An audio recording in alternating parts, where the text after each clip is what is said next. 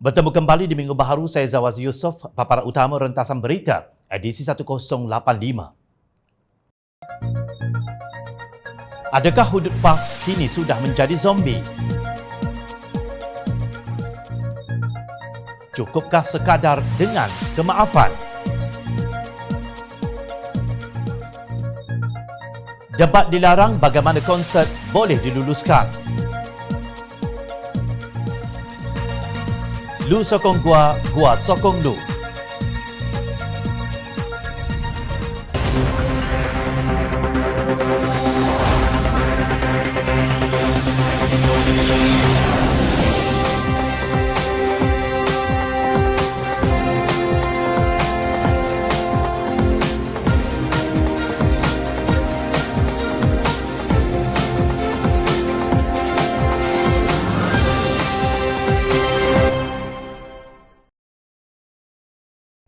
Assalamualaikum dan salam sejahtera.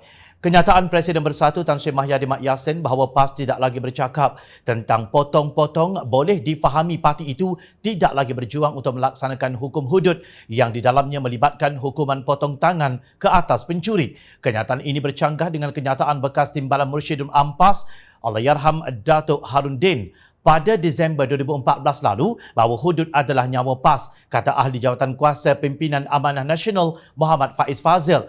Menurut Faiz, selama ini PAS bermati-matian mahu melaksanakan hudud sehingga sanggup berpecah dengan parti DAP dan Keadilan dalam Pakatan Rakyat kerana mahu membawa usul bersendirian meminda Akta 355 bagi membuka jalan kepada pelaksanaan hukum hudud di Kelantan.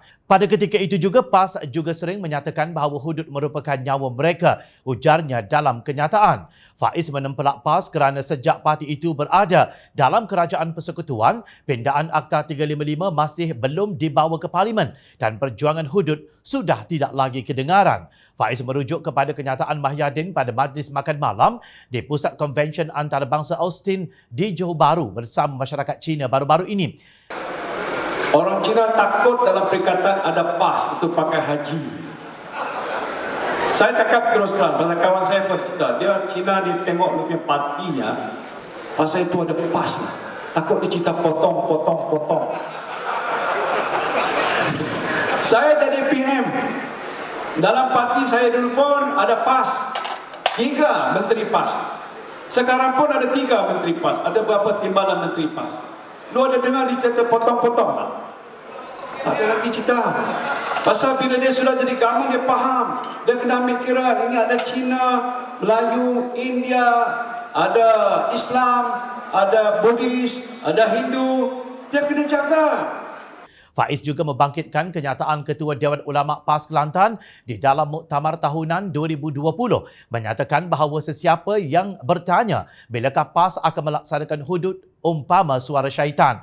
Beliau mempersoalkan PAS yang ternyata sudah mengubah agenda perjuangan Islam yang kini menjadi tin kosong setelah berkawan dengan UMNO dan bersatu sebagai kerajaan. Adakah nyawa perjuangan PAS kini sudah tiada? Kemanakah kompas politik PAS sekarang? Adakah nyawa PAS sudah mati sekarang ini? Soalnya, Faiz berpendapat tiada pun satu dasar Islam yang dijadikan agenda negara hari ini sejak berlakunya langkah syaratan. Kerajaan Melayu Islam hanya candu politik bagi mengelirukan rakyat terutama orang Melayu, sedangkan kerajaan hari ini terpalit dengan pelbagai skandal rasuah dan penyelewengan walaupun Islam mencegah keras amalan rasuah menurut beliau. Pada tahun 2015, Presiden PAS Tan Sri Abdul Hadi Awang pernah berkata PAS akan meneruskan agenda untuk melaksanakan undang-undang hudud di negeri Kelantan. Katanya PAS tidak akan berganjak malah mengorak langkah dengan meminda Akta Mahkamah Syariah Bidang Kuasa Jenayah 1965 Akta 355 bagi membolehkan sebahagian undang-undang hudud dapat dilaksanakan di negeri itu.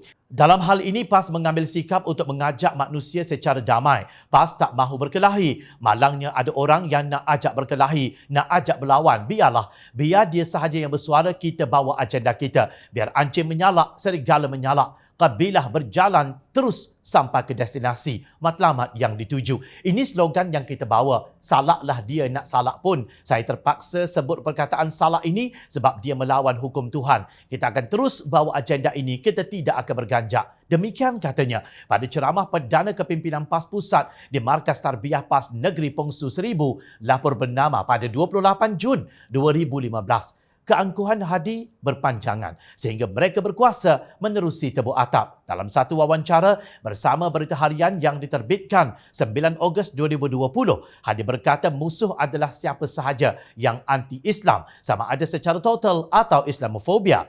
Siapa yang anti-Islam ataupun berfahaman salah terhadap Islam, yang menghalang cita-cita Islam untuk memimpin, merekalah musuh kita, termasuk orang Melayu kita sendiri, katanya. Beliau dengan jelas menuding jari kepada DAP dan secara tersirat Pakatan Harapan kononnya menentang Islam. Sedangkan hakikatnya Hadi pembawa usul RUU itu yang memohon supaya usul itu ditangguhkan. Saya mohon supaya usul ini ditangguhkan dan dibawa ke mesyuarat akan datang mengikut peraturan mesyuarat 15/5, katanya pada 26 Mei 2016. Hampir 6 tahun berlalu.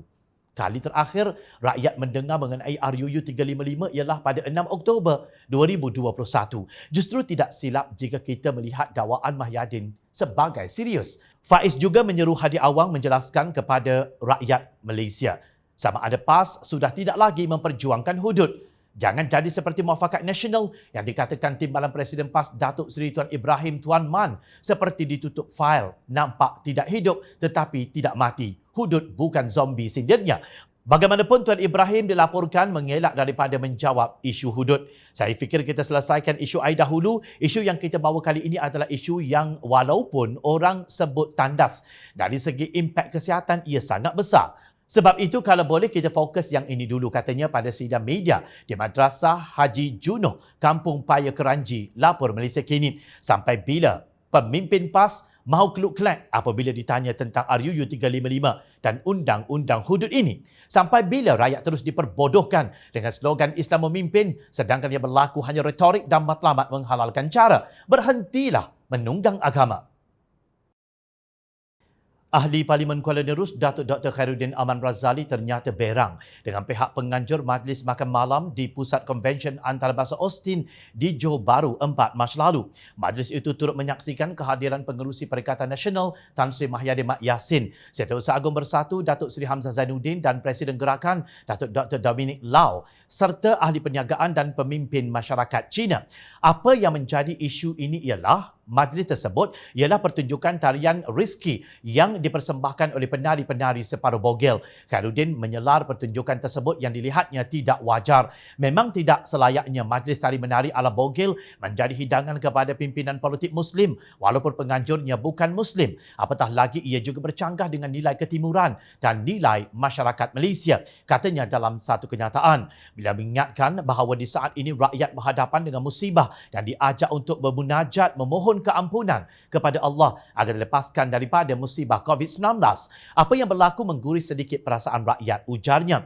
Khairuddin menuntut supaya pihak yang bertanggungjawab memohon maaf kepada rakyat Malaysia. Perlu segera tampil memohon maaf secara rasmi kepada rakyat kerana ia juga menjejaskan nama rakan kerjasama politik di saat kempen pilihan raya sedang hangat. Ujarnya dipercayai merujuk kepada parti PAS yang turut bertanding dalam pilihan raya negeri Johor kali ini.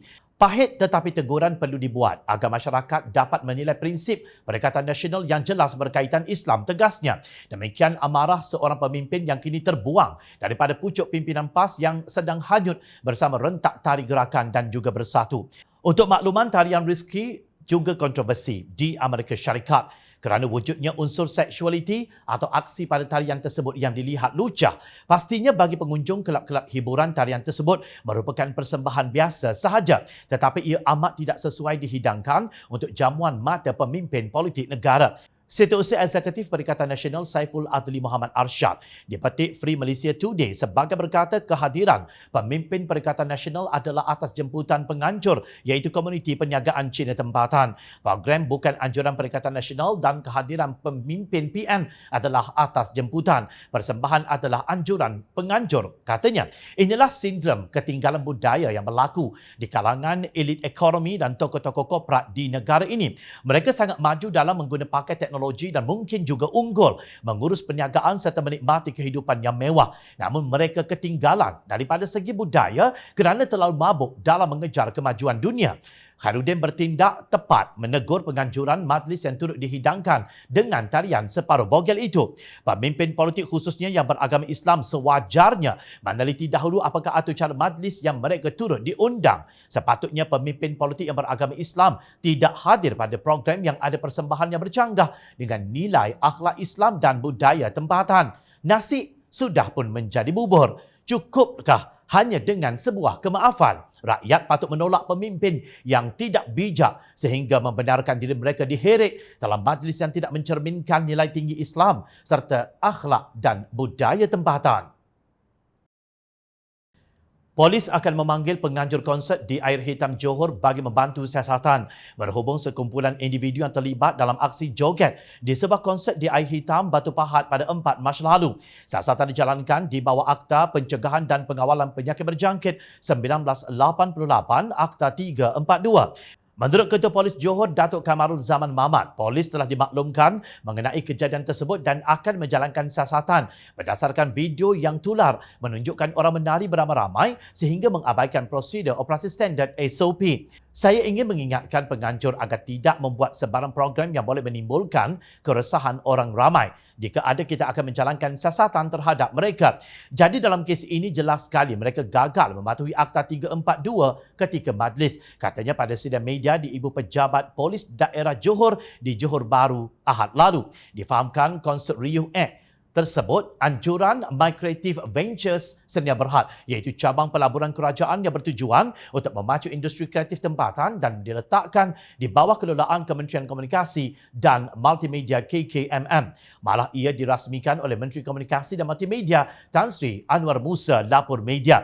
Pada hari yang sama, Kamarul Zaman Mamat mengingatkan polis tidak membenarkan sebarang penganjuran program perdebatan secara bersemuka dilakukan oleh mana-mana pihak sepanjang kempen pilihan raya negeri Johor. Beliau berkata ia bagi mengelakkan daripada timbul suasana yang tidak tenteram sekaligus memecahkan keamanan di negara ini. Berdebat secara berdepan atau bersemuka kita tidak benarkan. Tolong faham keadaan kerana sekarang ini keadaan adalah tenang dan masing-masing boleh berkempen dan semua parti politik yang hendak berkempen boleh melakukannya dengan aman. Jadi kita tidak mahu ada satu perkara yang boleh memecahkan keamanan yang merosakkan habis semua tidak boleh berkempen. Katanya lapor bernama.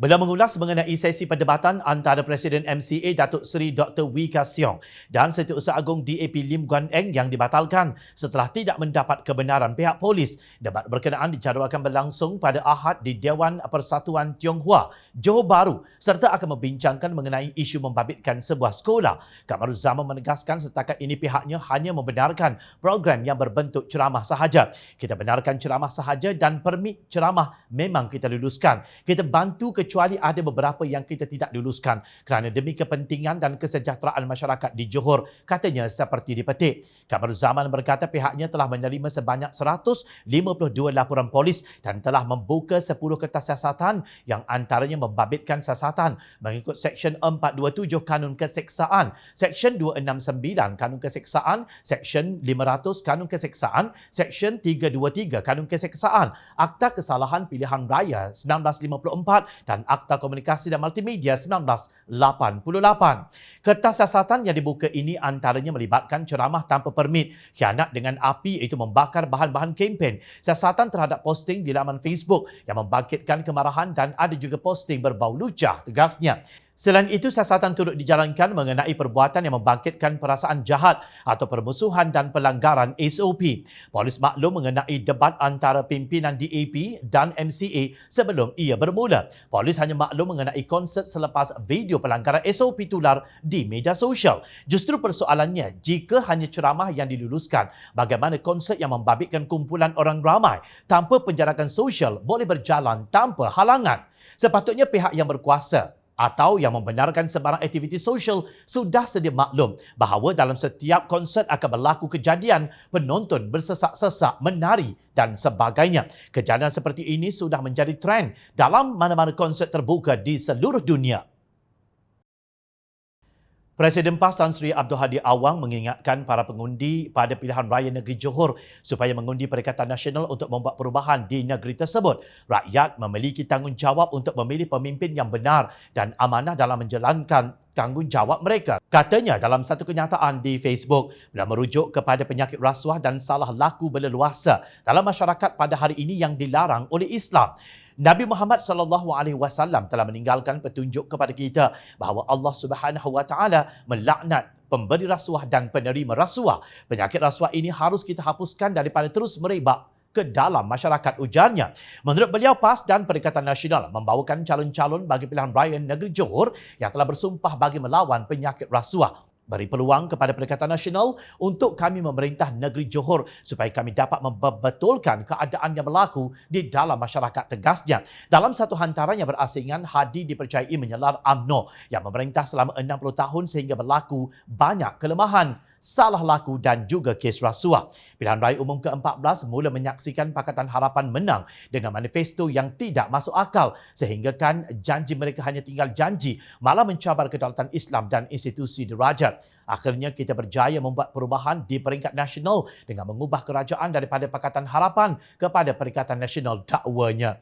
Menurut Hadi, Perikatan Nasional banyak memberikan bantuan kepada rakyat yang ditimpa banyak musibah pada sepanjang pemerintahannya. Antaranya paling teruk ketika rakyat menghadapi wabak COVID-19 dan banjir yang menimpa banyak negeri. Tiba-tiba ada sebahagian pimpinan UMNO mahu bekerjasama dengan DAP dan Keadilan bagi membentuk jajaran baharu, dakwanya. Menurut beliau, rakyat Johor hendaklah memilih pemimpin yang bermaruah diri. Pesanan saya buat rakyat Johor, pilihlah calon yang berintegriti, berkebajikan dan tidak terpalit dengan penyakit rasuah dan salah laku, katanya. Mungkin Hadi belum lagi melihat persembahan mengaibkan budaya Islam, tarian rezeki yang turut disaksikan oleh pengerusi Perikatan Nasional Tan Sri Mahyadi Mak Yassin dan Presiden Gerakan Datuk Dominic Lau di Majlis Anjuran Taiko Tauku Cina di Pusat Konvensyen Antarabangsa Austin di Johor Bahru 4 Mac lalu. Hadi Awang merupakan timbalan pengerusi Perikatan Nasional. Mungkin pencemaran budaya itu tidak penting pun bagi Perikatan Nasional. Namun apa yang wajar diberi perhatian oleh pengundi yang beragama Islam yang mementingkan integriti ialah kenyataan Mahyadin dalam ucapannya pada malam itu. Kata beliau, dan saya mohon kerjasama pertolongan daripada rakan-rakan pimpinan Taiko, lu sokong gua sokong lu lo. Boleh tak?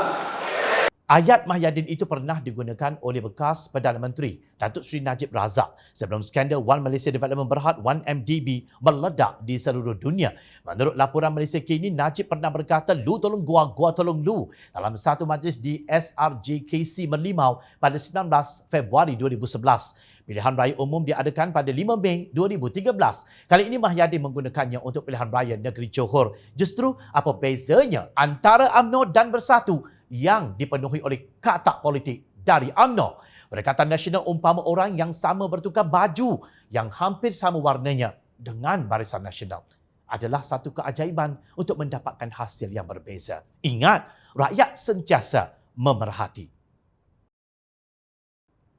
Teruskan bersama kami di Jom Channel dan layari portal jomchannel.net untuk mendapatkan berita politik tanah air. Saya Zawazi Yusof. Terima kasih untuk perhatian dan penilaian yang anda berikan. Assalamualaikum. Jumpa lagi.